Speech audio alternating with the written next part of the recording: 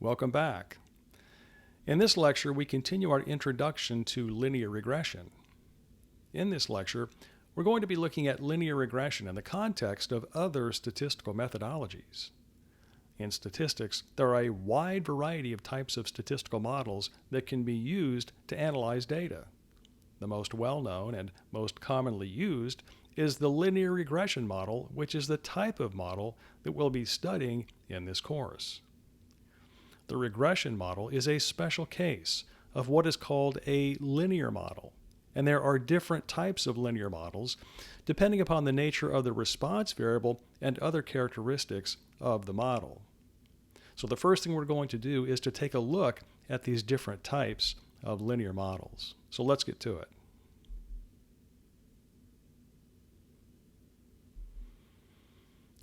So to do this, we can look at two categories, two ways of distinguishing between linear models. So the first characteristic or dimension is whether or not the response variable is based on the normal distribution. All right. The second category is whether or not the model has not only what we would call fixed effects, but also random effects. For example, a random effect for blocking.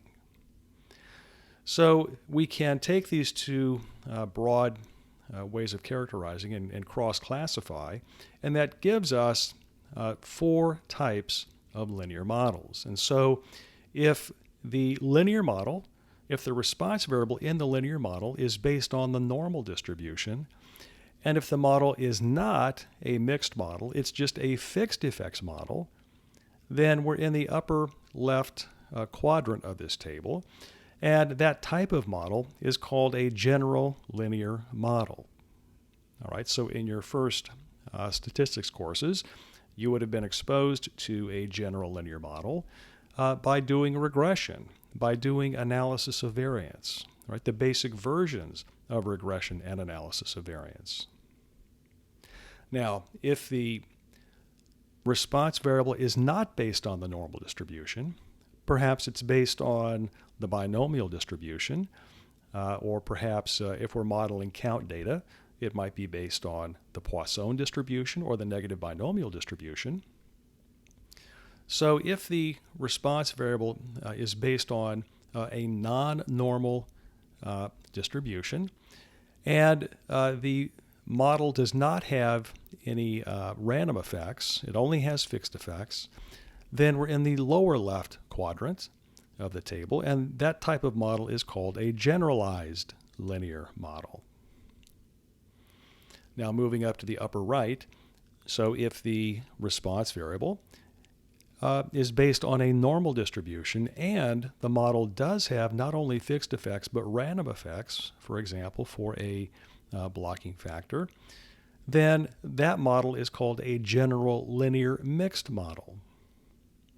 And then finally, if the response variable is based on a non-normal distribution, for example, a binomial, Poisson, or negative binomial distribution, and in terms of explanatory variables, we have not only fixed effects but random effects, so it is then a mixed model, then that type of model is called a generalized linear mixed model.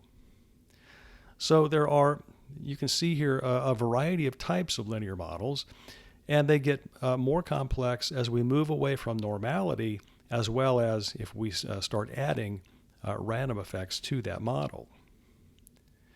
Now, if we're modeling, if the model that we're using is in the upper left quadrant, so if we're dealing with a general linear model, and if the data set is not too complicated, for example, we don't have a lot of variables, so maybe we are doing a linear regression with just one or two explanatory variables, all right, then we may be able to analyze that data by hand or using a calculator like the TI-84 or perhaps even a spreadsheet. But as we move out of that quadrant, either down, so then we would be looking at some kind of a generalized linear model, or if we move to the right so that we're looking at a mixed model, then we're going to need more powerful software. We're certainly not going to be able to do that kind of analysis by hand.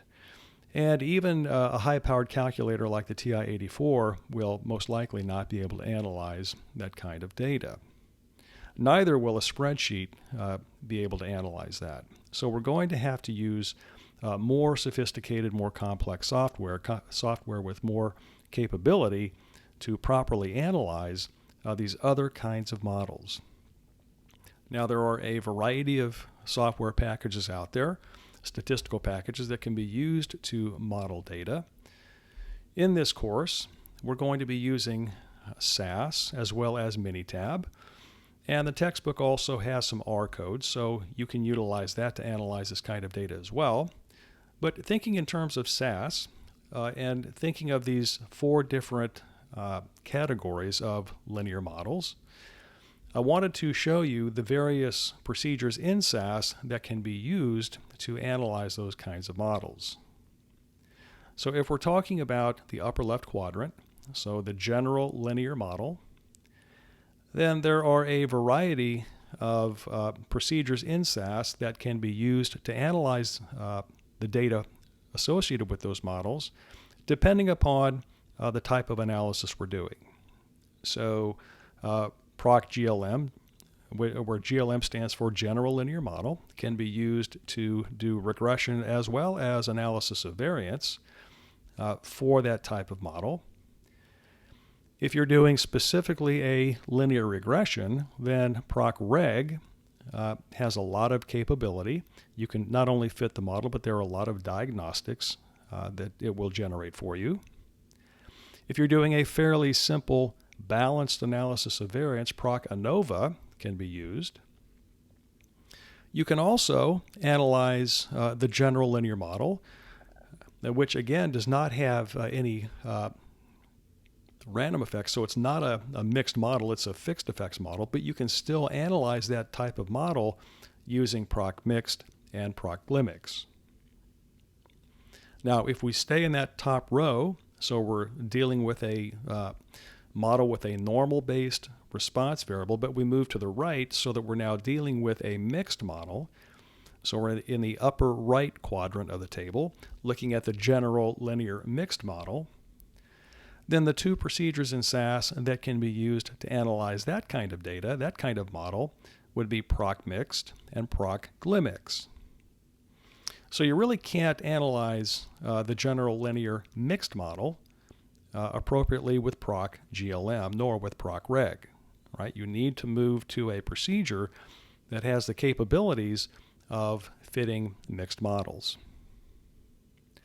Now, if we look at the lower left quadrant, so we are dealing with a non-normal based response model, but still with a fixed effects model only, so we're not dealing with a mixed model. So that would be a generalized linear model.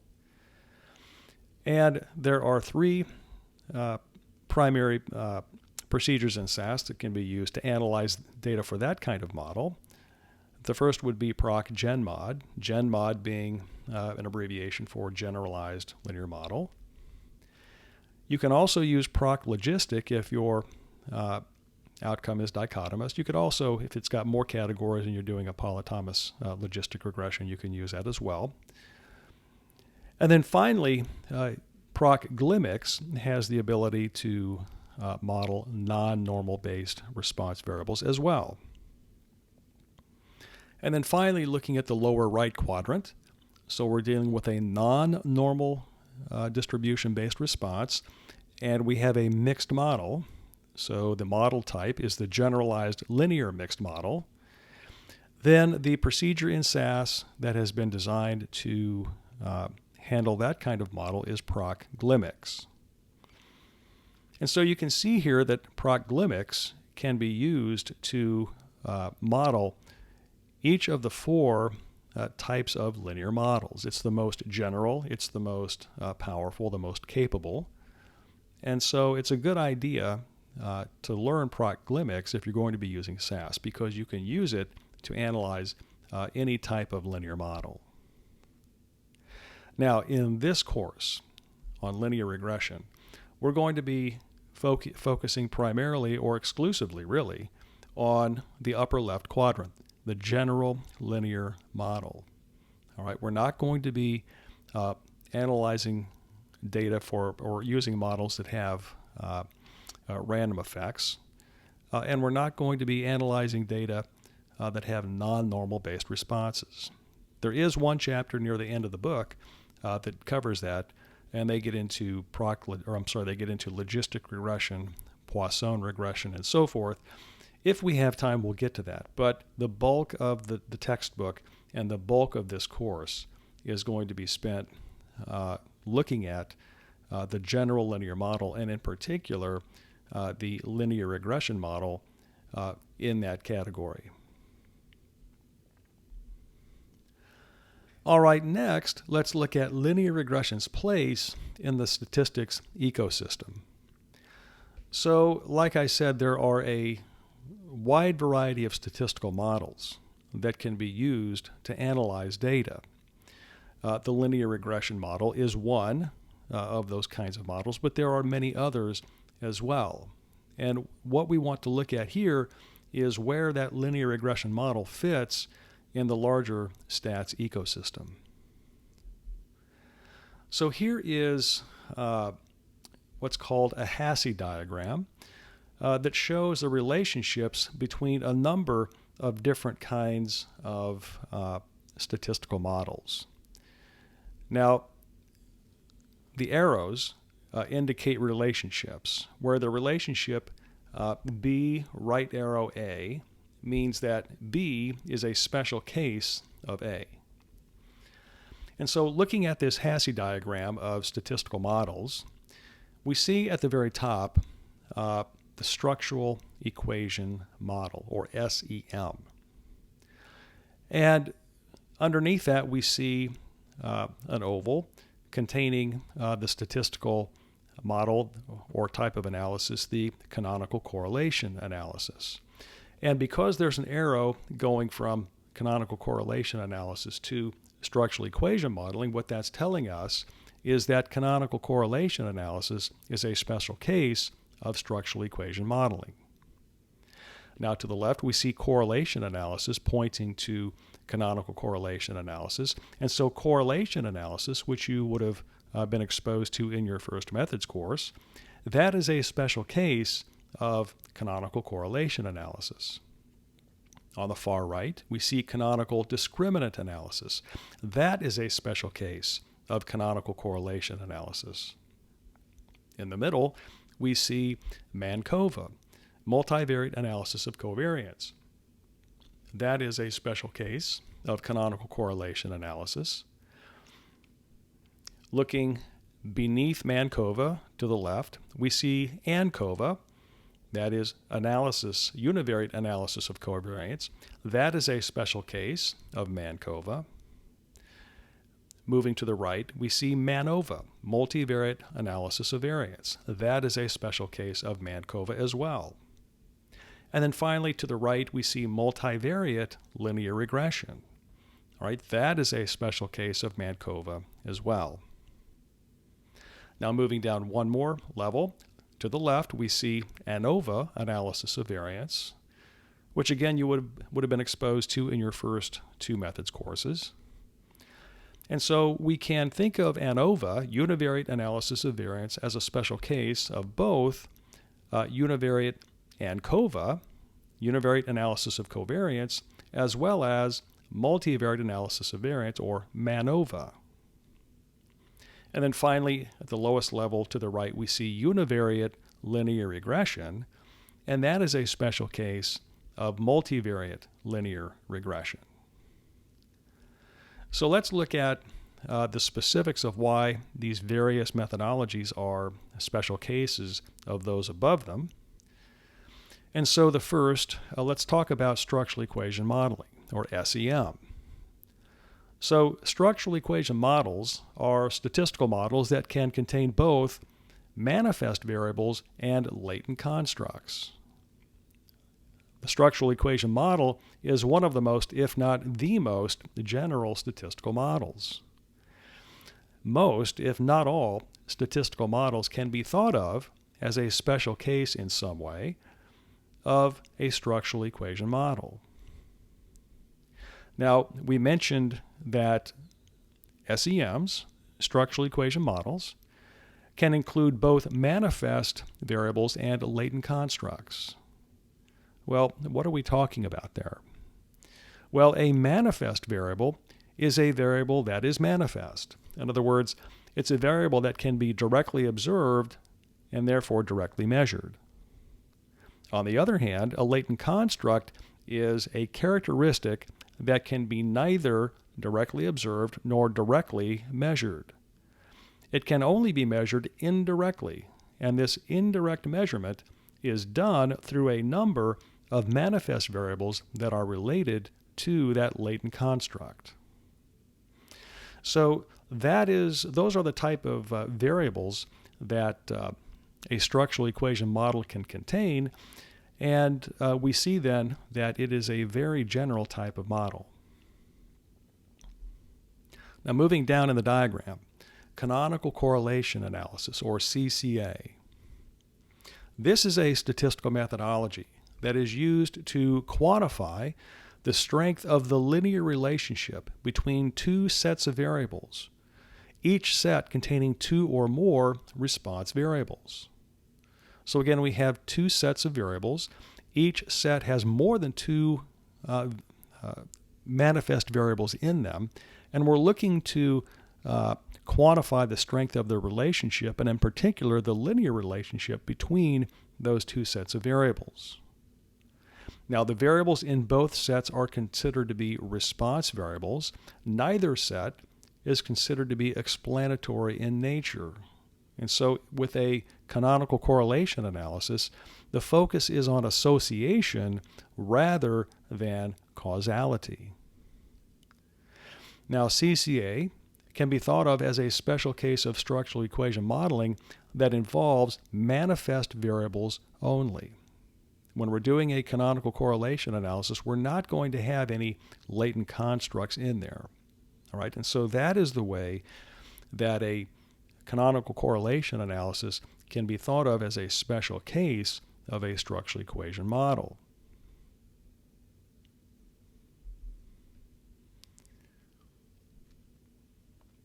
Now, below that we had correlation analysis, or CA. Correlation analysis is a special case of canonical correlation analysis in which there is only one response in each of the two sets of response variables. So with canonical correlation analysis, we had two sets of response variables, and each set contained two or more response variables. In correlation analysis, each of those two sets of response variables contains only one response variable. And so that is your typical or your standard correlation analysis, the type of correlation analysis that you would have been exposed to in your first statistical methods class. Okay, next we have multivariate analysis of covariance, or MANCOVA. This is a special case of canonical correlation analysis where one set of variables are considered responses and the variables in the other set are considered to be explanatory variables. Now, all response variables are quantitative in nature, and the set of explanatory variables contains quantitative variables as well as qualitative factors. And it includes those qualitative factors using appropriately coded dummy variables. So where CCA had two sets of variables which were both considered to be responses, neither set was considered to be explanatory, so that the focus was on association rather than a regression type of impact, or rather than causation. With multivariate analysis of covariance, one set of variables is considered to be explanatory in nature, so impacting or explaining the set of response variables. And the other feature here is the other requirement to be a multivariate analysis of covariance is within that set of explanatory variables, some are quantitative and some are qualitative. Next, we have canonical discriminant analysis. This is also a special case of CCA. canonical correlation analysis, where one set of variables are considered responses and the variables in the other set are considered to be explanatory variables. So that sounds a bit like multivariate analysis of covariance, but in this situation, all response variables are quantitative, as it was above, but the set of explanatory variables contains only qualitative factors, and these are coded as dummy variables. So where in MANCOVA, the set of explanatory variables had both quantitative as well as qualitative factors, with canonical discriminant analysis, the set of explanatory variables contains only qualitative factors.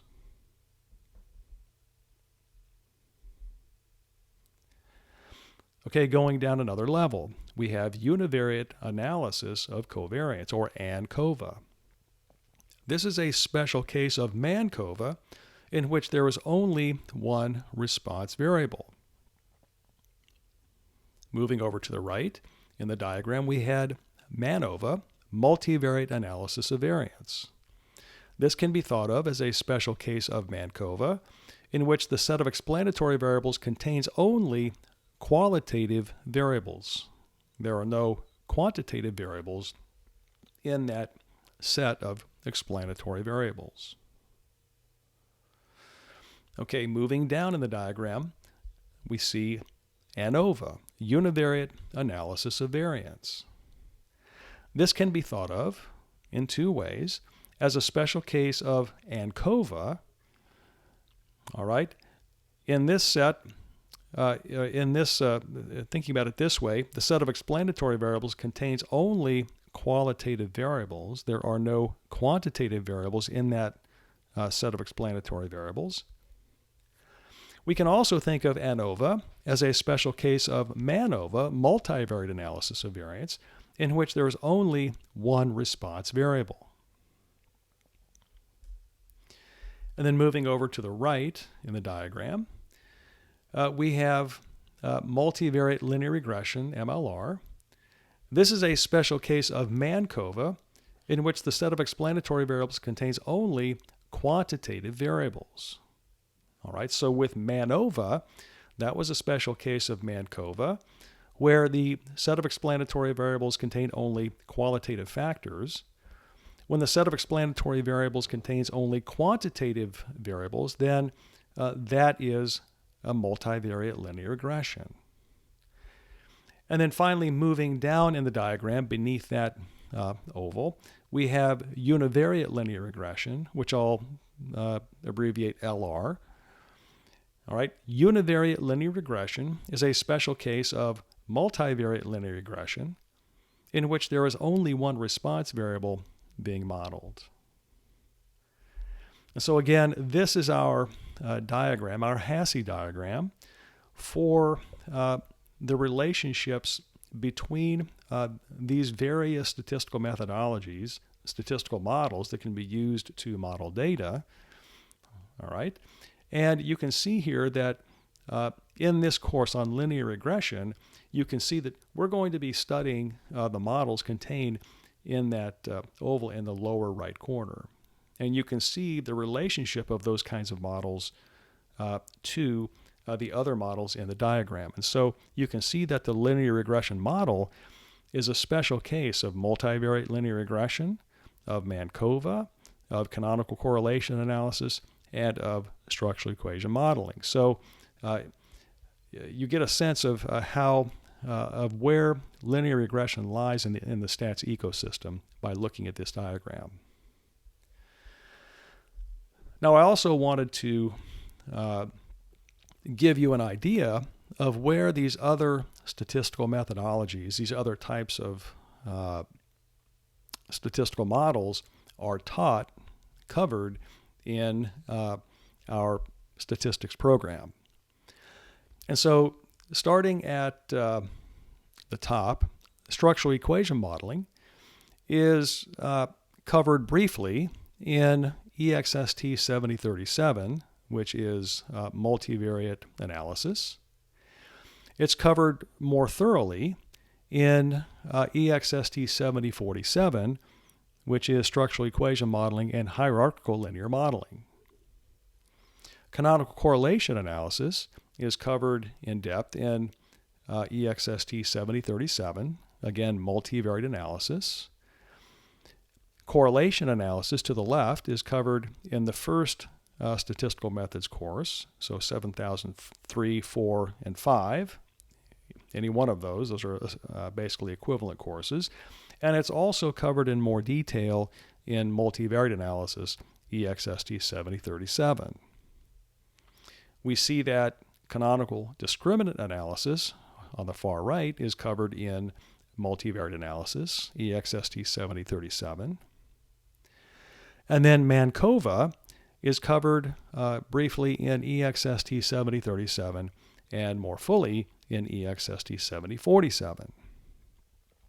Moving down one level, looking at the left, analysis of covariance, ANCOVA, is covered in the second semester methods courses, so EXST 7013, 14, or 15. MANOVA, multivariate analysis of variance, is covered in multivariate analysis, EXST 7037. Multivariate linear regression is also covered in multivariate analysis.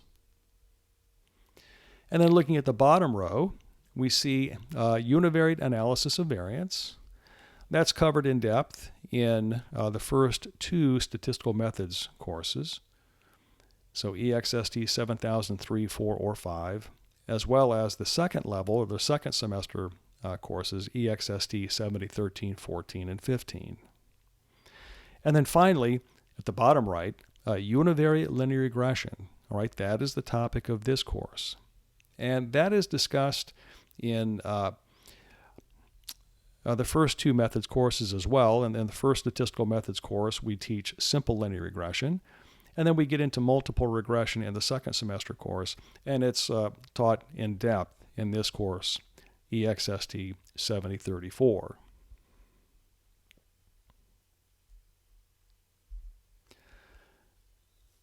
All right, the next thing I want to do is to look at representing models using path diagrams. This is very useful, and you see this a lot in the social sciences, in business, and it's becoming more popular in other disciplines as well.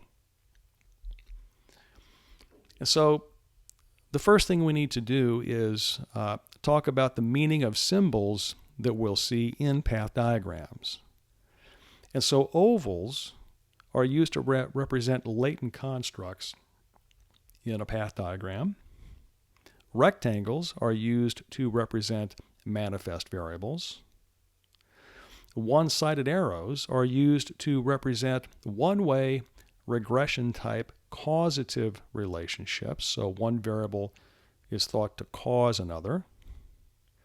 Two-sided arrows are used to represent two-way correlation or association type relationships.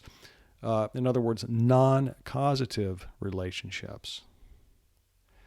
And then finally, asterisks are used to indicate the location of parameters in the model that need to be estimated.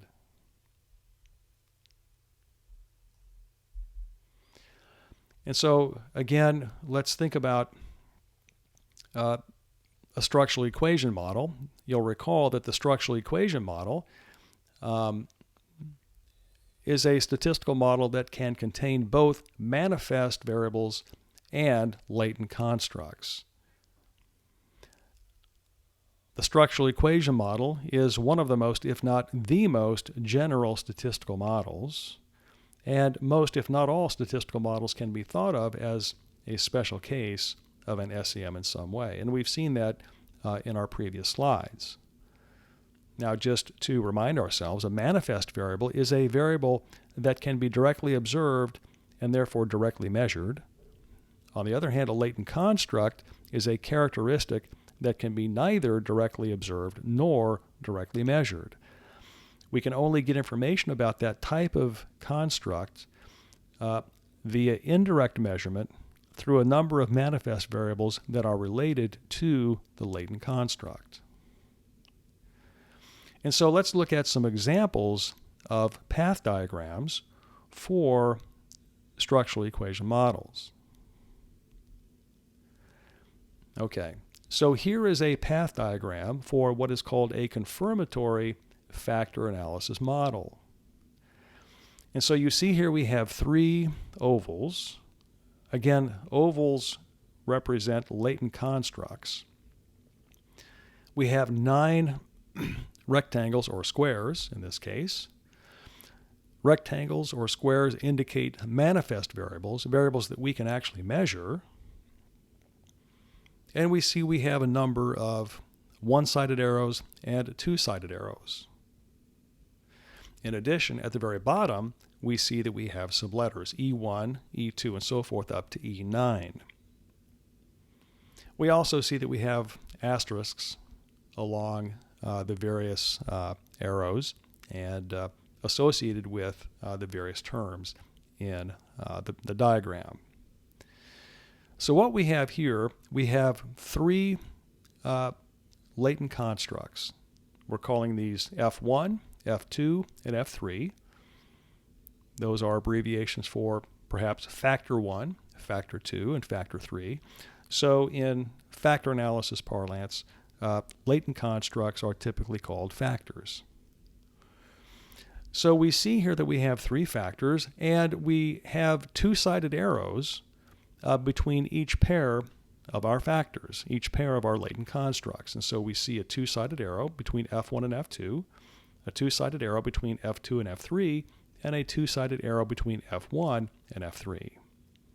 And so what that means is that these 3 latent constructs in this model are allowed to be correlated.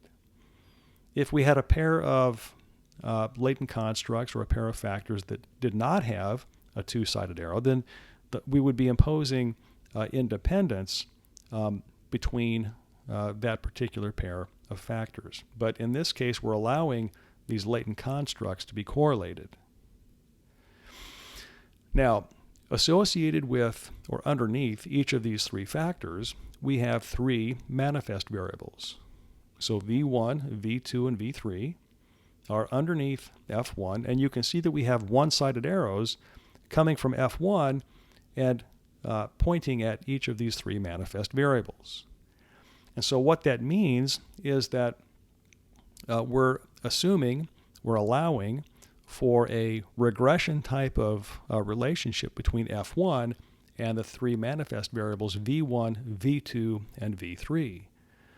So this latent construct is thought of as impacting these 3 manifest variables that we can measure. Again, V1, V2, and V3. Likewise, situated underneath factor F2, we have the 3 manifest variables V4, V5, and V6, and we have arrows coming from F2 into each one of those manifest variables. And so again, we're assuming or we're allowing for some kind of a regression relationship where F2 is impacting these 3 manifest variables that we can measure. And the same thing for F3. There are 3 manifest variables that are being pointed to by F3. And so again, we're allowing for a regression type of relationship where F3 is impacting V7, V8, and V9. Now the letters underneath those squares correspond to error terms. Now you'll remember that in a previous lecture we said that for each or associated with each response variable we need to have an error term. And so V1 through V9 are response variables. All right, each one has a random error term going into it. Now note also that there are no arrows coming from F2 into V1, V2, and V3. And so in this model, we're not allowing F2 to impact V1, V2, and V3, at least not directly. All right? You can see also that V4, V5, and V6 do not have arrows coming into them from F1, nor are there any arrows coming into those 3 manifest variables from F3. So F1 cannot directly is assumed to not directly impact V4 through V9. F2 is assumed to not directly impact V1 through V3, nor V7 through V9. And then finally, F3 is assumed to not be directly impacting V1 through V6. But because F1, F2, and F3 are allowed to be associated, there is the possibility that there could be associations between V1 and V3 and F2, for example, or V4 through V6 and F3. So this is a very general model, fairly complex, I think you would agree. All right, but it's very easily represented using a path diagram. Now, path diagrams like this can always be represented using a system of statistical equations. In fact, for some statistical packages that can analyze structural equation models, the analyst has to take a path diagram like this and transform it into the corresponding system of equations. On the other hand, there are some statistical packages that can take a drawing like this.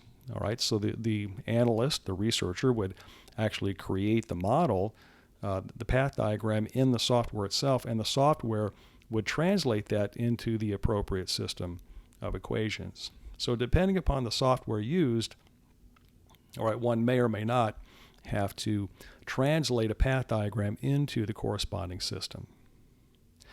So again, this is the path diagram for a confirmatory factor analysis. Now the next path diagram is going to look similar. This is the path diagram for a structural regression model.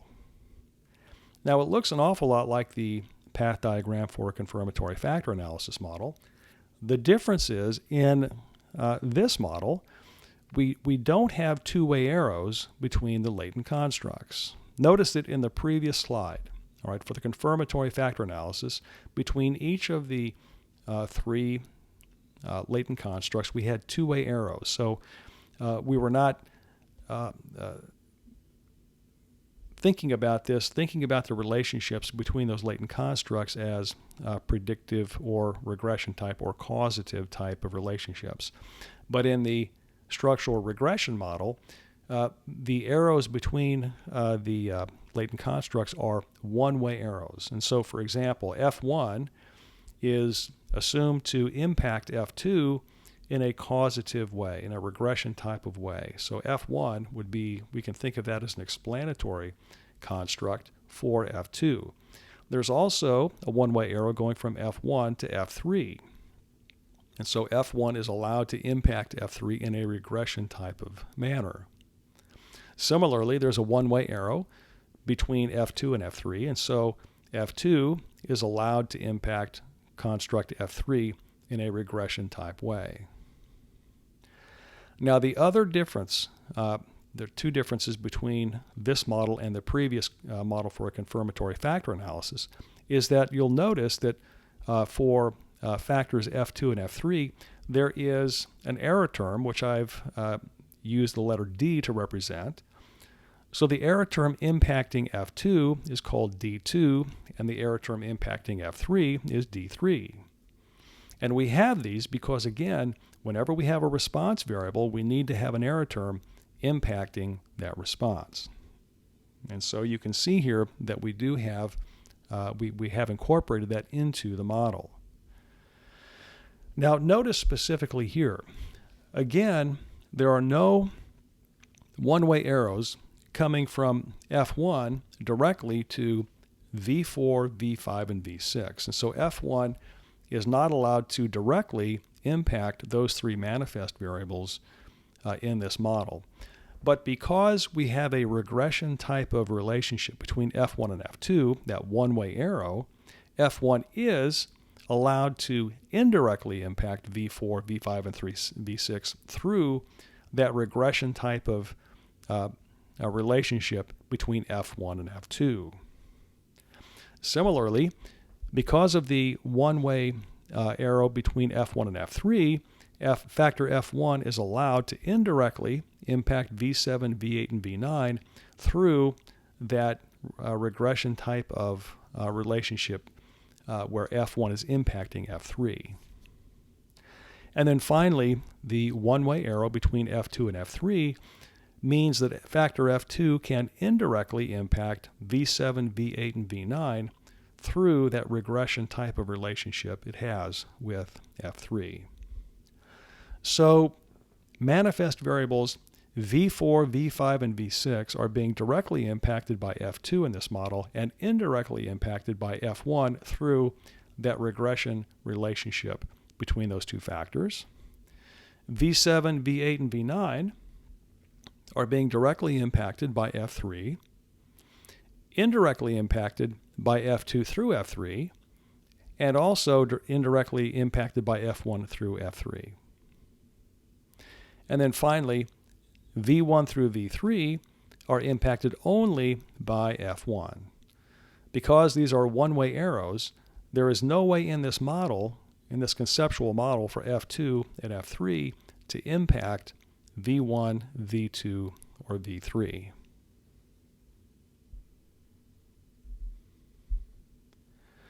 All right, next we have a path diagram for what is called a path analysis model.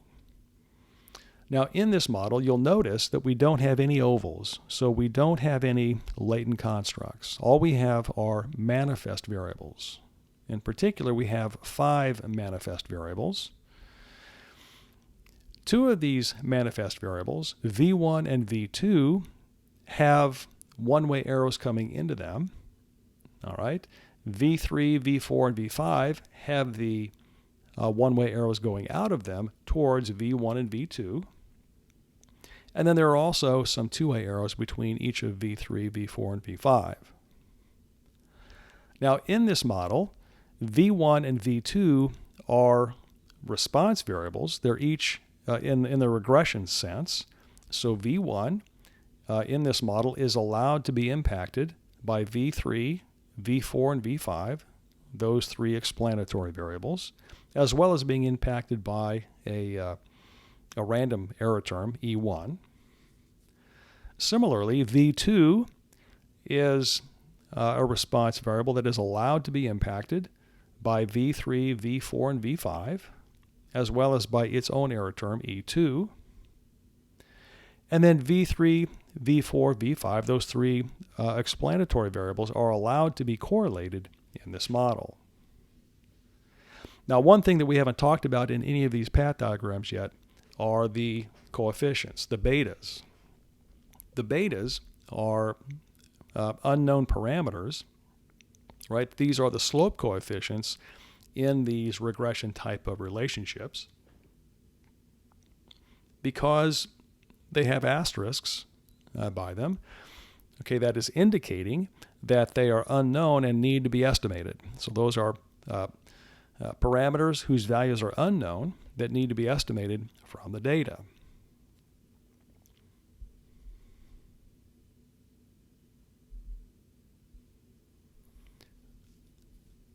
Now the next path diagram is for what is called a mediation model. And you see these kinds of models in the social sciences, in health studies, medical studies, in business, and so forth.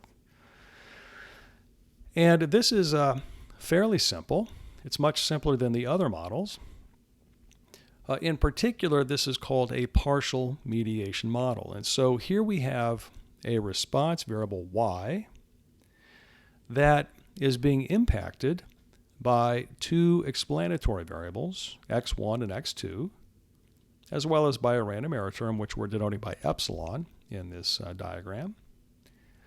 And so we see here that manifest explanatory variable x1 is allowed to directly impact the response variable y, and the coefficient, the regression coefficient on that relationship is beta 1. We also see that x2, manifest explanatory variable x2, is allowed to impact the response variable y directly, and the coefficient on that part of the relationship is beta 3. But we also see that x2 impacts x1 in a regression type of relationship. The coefficient for that part of the relationship is beta 2, and because x1 directly impacts y, we see that not only can x2 impact y directly with the coefficient beta 3, but x2 can impact y indirectly through its impact on x1.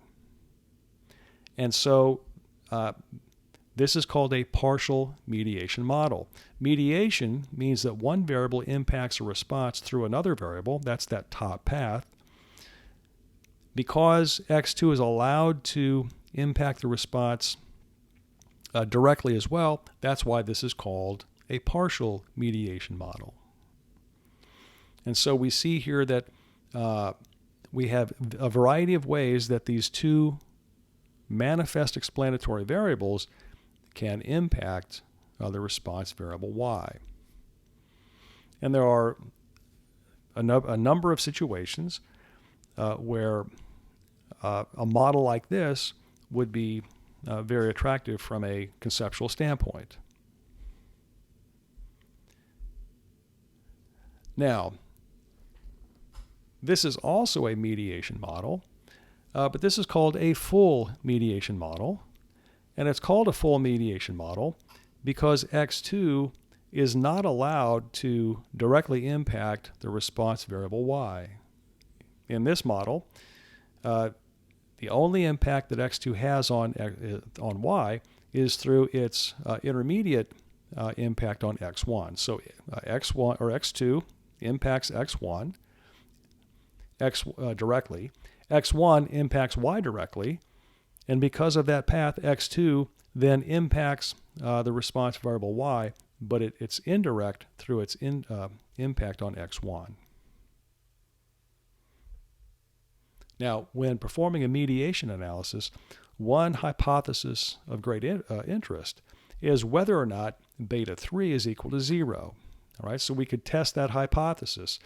We would be testing the hypothesis, is the model a full mediation model, or should we use a partial mediation model? All right, and that we can get at that by testing the appropriate hypothesis.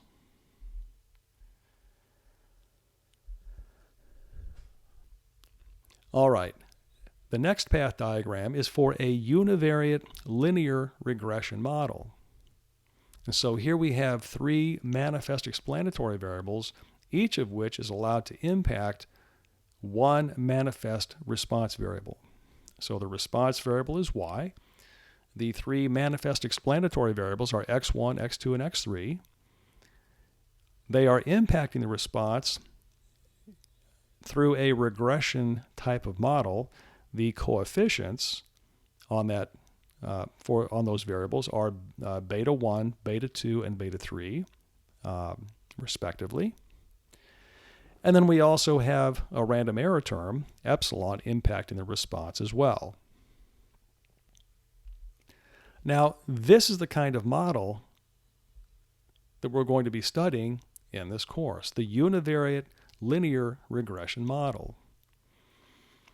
And so in thinking about how the univariate linear regression model fits among the variety of types of statistical models that are out there, this is another way to think about that. It's another way to look at it. All right, we can think in terms of path diagrams. And we can see here that the path diagram for the univariate linear regression model is going to be fairly straightforward, fairly basic. Now, we can have more explanatory variables. We'll just be adding more rectangles there on the left-hand side. We're really not increasing the overall complexity of the path diagram that much. So it's just another interesting way to think about how the linear regression model fits among the other kinds of statistical models that are out there. Now, in looking at this comparison of the linear regression model with more general types of models, and in particular the structural equation model, that may have raised some questions in your minds. And so what we want to do next is we want to look at going beyond the dependent variable, independent variable classification. And so let's describe what a structural equation model consists of. So a structural equation model consists of a set or a system of equations. Each equation in that system describes a relationship between a dependent variable, or response variable, and one or more independent or explanatory variables. Now, a response variable in one equation may be used as an explanatory variable in another equation, or even in the same equation. Can you imagine that? Let me say it again.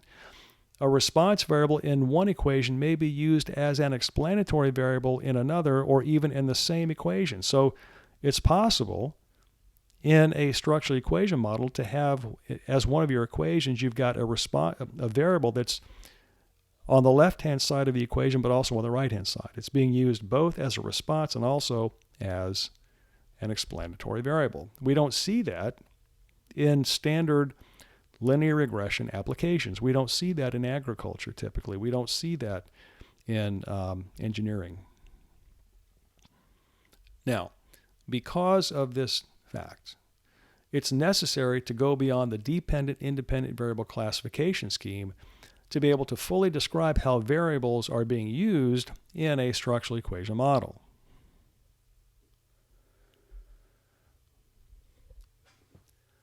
So let's think about how we identify dependent and independent variables.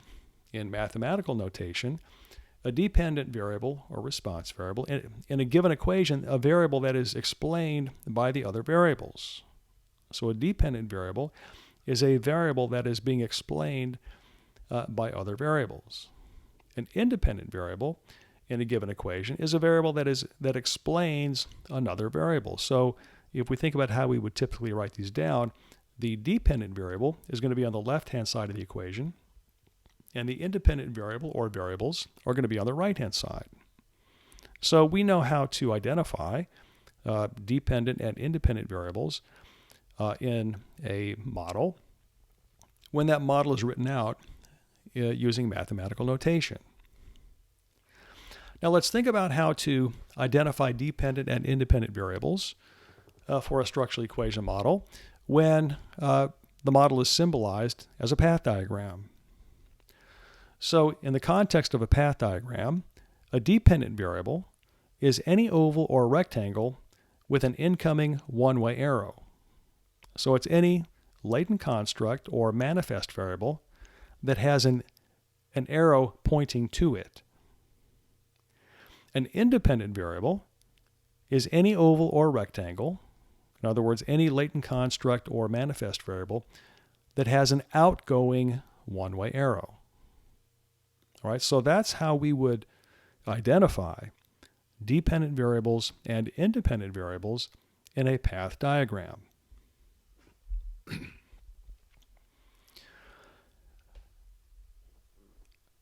So we need to now go beyond dependent and independent variable classification. Right? And the words that we use for this are endogenous and exogenous variables. Now, endogenous comes from the Greek endos, which means of internal origin. An endogenous variable is a variable that is explained by at least one other variable in the model. That is, it's a variable that is used as a response variable in at least one equation in the system that comprises the structural equation model. The word exogenous comes from the Greek word exo, which means of external origin. And an exogenous variable is a variable that is not explained by any other variable in the overall model.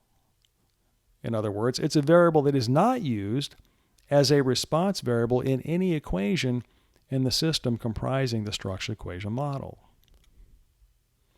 Now, symbolized in path diagrams, An endogenous variable is any oval or rectangle, any latent construct or manifest variable with at least one incoming one-way arrow. Right? So if we have any oval or any rectangle with at least one incoming arrow, that the corresponding variable or construct is an endogenous variable or endogenous construct. On the other hand, an exogenous variable or exogenous construct is any oval or rectangle with only outgoing arrows. Okay, so let's take these definitions and go back and look at some of those examples that we were looking at. So let's look at the full mediation model. We want to identify the endogenous and exogenous variables. So we see here that y has two incoming arrows. All right, and so it is an endogenous variable. x1 not only has an outgoing arrow to y, but it also has an incoming arrow from x2. And so x1 is an endogenous variable as well. It's a response variable in this situation when looking at the relationship between x1 and x2. So it is an endogenous variable. x2, on the other hand, only has an arrow going out of it. There are no incoming arrows to x2, nor are there any incoming arrows to epsilon. And so x2 and epsilon are exogenous variables. So y and x1 are the endogenous variables in this structural equation model, and x2 and epsilon are the exogenous variables. All right, next let's look at the structural regression model example. So again, we want to identify the endogenous and exogenous variables. And so if we look for the structures, the ovals and the rectangles that have arrows coming into them, we see that F2 and F3 have arrows coming into them. So do V1 through V9. Okay, and so latent constructs F2 and F3, along with manifest variables V1 through V9, are the endogenous variables in this structural regression model. On the other hand, F1 does not have any incoming arrows. It only has an outgoing arrow. And also the error terms along the bottom, E1 through E9, don't have any arrows coming into them. They only have arrows going out. And so latent construct F1, along with error terms E1 through E9, and also, forgot to point out, D2 and D3, all right, they don't have any arrows going into them as well. So latent construct F1, along with all the error terms, E1 through E9, and D2 and D3, those are the exogenous variables in this model.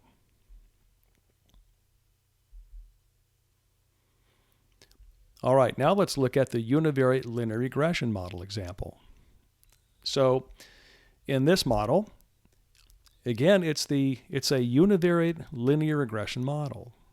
It has one response variable, that's y.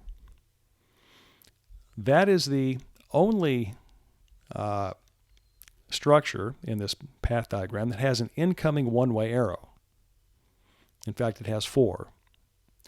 So y is the only endogenous variable in this model. x1, x2, and x3 don't have any one-way arrows coming into them. There are two-way arrows, all right, but what we're looking for are one-way arrows coming into a structure. x1, x2, and x3 do not have any one-way arrows coming into them. Neither does epsilon, the error term. And so x1, x2, x3, and the error term are the exogenous variables in this model. Now, again, this is the kind of model that we're going to be studying in this course, the univariate linear regression model. And so we can see here that we're really not going to have to worry too much about this distinction, endogenous and exogenous, because we only are going to have one response. And so let's think about this. So univariate linear regression models. The univariate linear regression model studied in this course will consist of only one equation. That type of a model, because it's a univariate model, has only one response variable. The rest of the variables in the model are explanatory variables. And because of this, the dependent-independent variable classification suffices in a study of linear regression.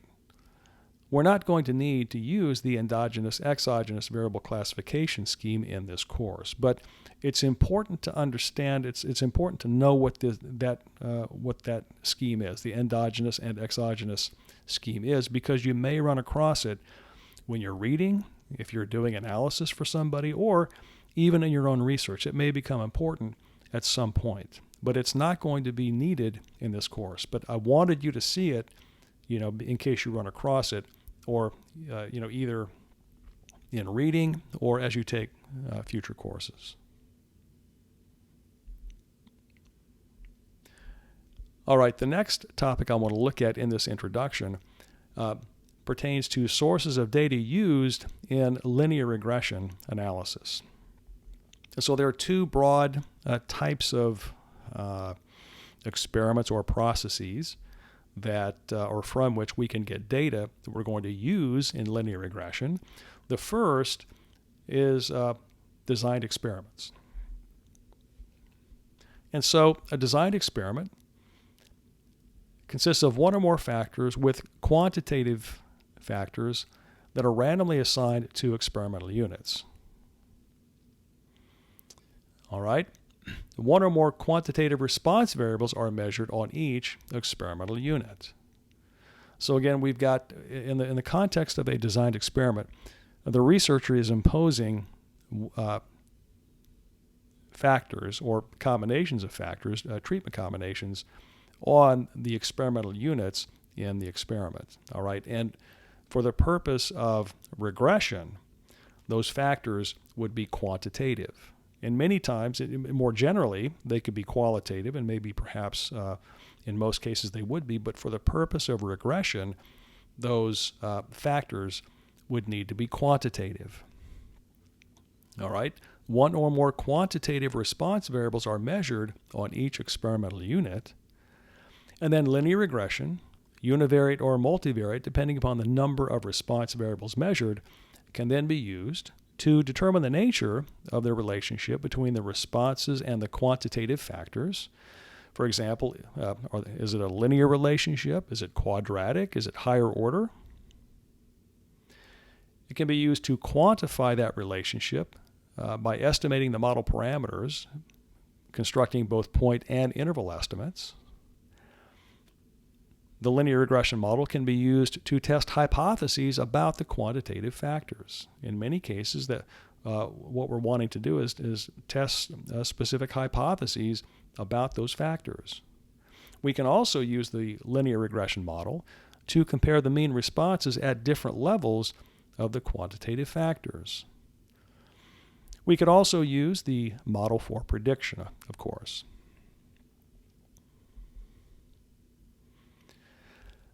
Now, when we are performing a designed experiment, there are often a multitude of different experimental designs.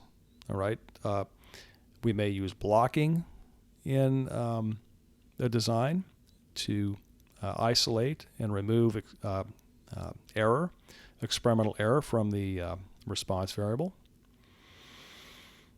And so there are different experimental designs that can be used in an experiment.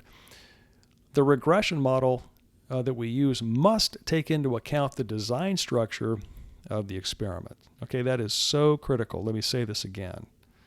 The model that we use, and in this discussion we're talking about regression models, and so we'll say the regression model used to analyze data from a designed experiment must take into account the design structure of the experiment.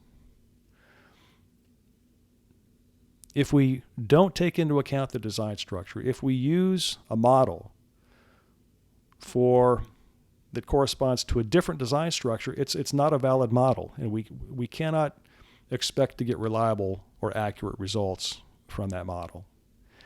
So the model that we use must properly take into account the design structure of the experiment that was actually performed. So in particular, if the experiment includes blocking factors or other aspects that induce random effects, then all such blocking factors and random effects must be included in the regression model. That is so important. Now, with design experiments, since researchers control the levels of the factors assigned to the experimental units, and they do that via randomization, causation can be inferred statistically from a designed experiment. All right? Causation can be inferred statistically from designed experiments. That's important in some situations.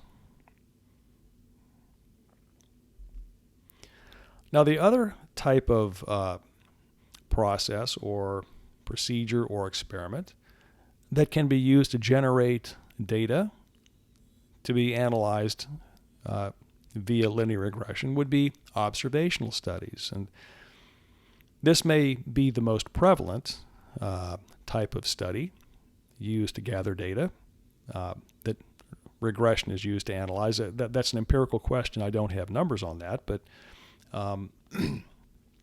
these are very common types of studies.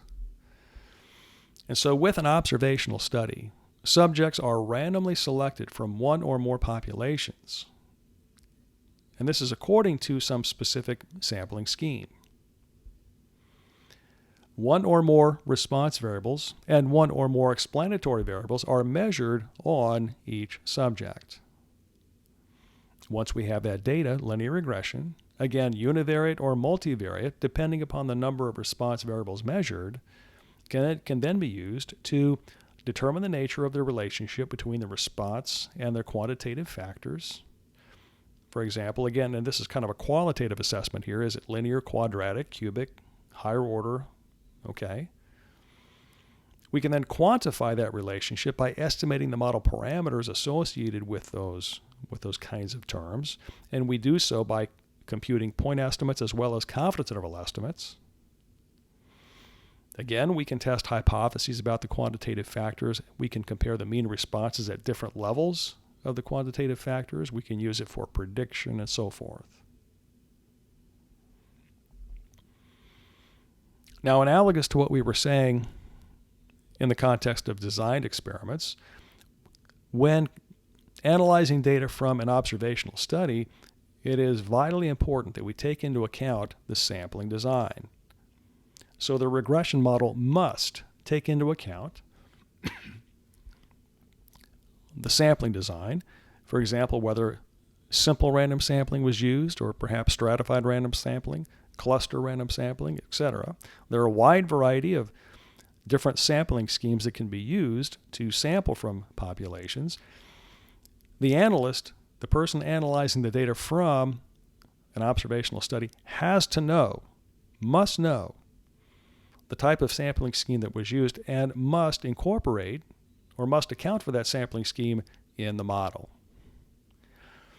Calculations used in fitting the model must properly take into account whether samples are selected with or without replacement, for example, and whether the population is finite or infinite.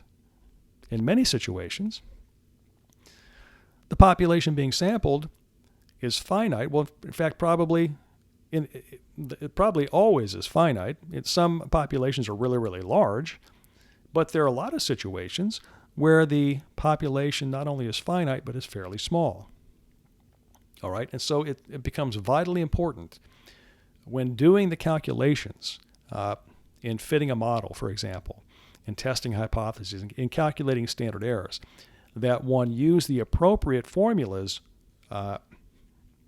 for calculating the parameter estimates and the estimated standard errors of those estimators.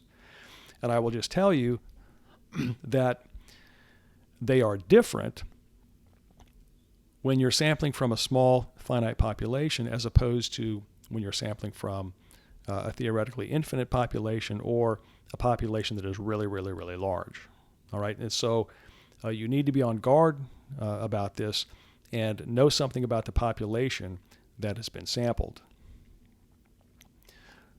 The model must account for characteristics of the sampling scheme that induce correlations among the subjects, such as hierarchical sampling.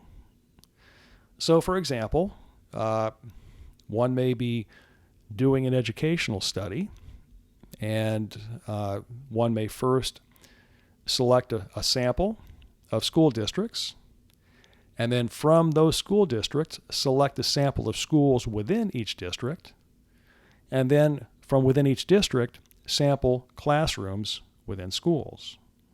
All right, so you sample school districts, and then schools within district, and then classroom within schools, all right, to gather your data. Well, if you're doing that, the sampling within each of those levels induces correlations amongst the observations within those subgroups. And that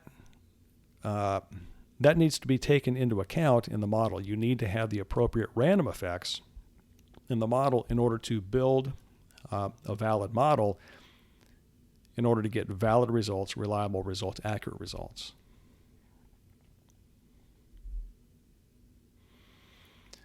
All right, and then looking at association versus causation. So we contrast this with what can be done with designed experiments. In observational studies, since researchers do not control the values of the explanatory variables, causation cannot be inferred statistically from observational studies. Okay? In the context of observational studies, correlation does not imply causation.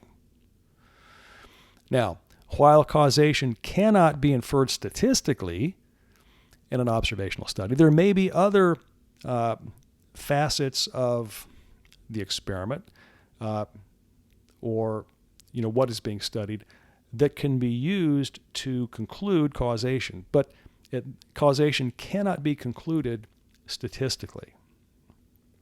So any conclusion about causation would have to be extra statistical. It'd have to be outside of the statistics. It would have to come from other knowledge about the effects that are impacting the response. All right, and then the final thing in talking about linear regression and where it resides in the ecosystem of statistical methodologies, talking about types of software capable of performing linear regression analysis. And so software for performing linear regression and analysis of variance. Okay, so the two broad types of linear models, right? We talked about linear models at the start of the lecture, all right? And within the class of linear models, we have linear regression and we have analysis of variance. Now, when one or more factors are quantitative, linear regression involving such factors can be performed in the context of an analysis of variance. And so, and this is quite often done. Quite often, the factors used in an experiment, designed experiment, which are going to be analyzed using analysis of variance software, very often it can be very informative to do a regression analysis in the context of that ANOVA, and that can be done. Similarly, regression software can be used to perform an ANOVA. So suppose that you have done an experiment, designed experiment, you want to perform an analysis of variance. You don't have software specifically designed for ANOVA, but you do have a regression package. You can do an analysis of variance on that data using your regression software, even if you've got qualitative factors. then the way you do this is by utilizing appropriate dummy variables as the explanatory variables in that regression model. So it really should come as no surprise that you can perform regression using ANOVA software, and likewise you can perform ANOVA using regression software. It shouldn't really surprise us too much because they're both special cases of the more general linear model. Okay, and then finally, controlling the overall type 1 error rate. And again, thinking about this from the standpoint that we're looking at in this lecture of the relationship between linear regression analysis and other types of statistical methodologies. All right? And so using multivariate linear regression to control the overall type 1 error rate. Now, when multiple response variables are measured on each experimental unit, and if you think about it, people doing experiments, designed experiments, or even observational studies, when they're doing research like this, they are typically measuring more than one response, right? They're trying to get the most bang for the buck, obviously, and for good reason, for efficiency and all that. And so they've got more than one response variable measured. But oftentimes, that data, those different response variables will be analyzed individually, analyzed separately with separate regression analyses.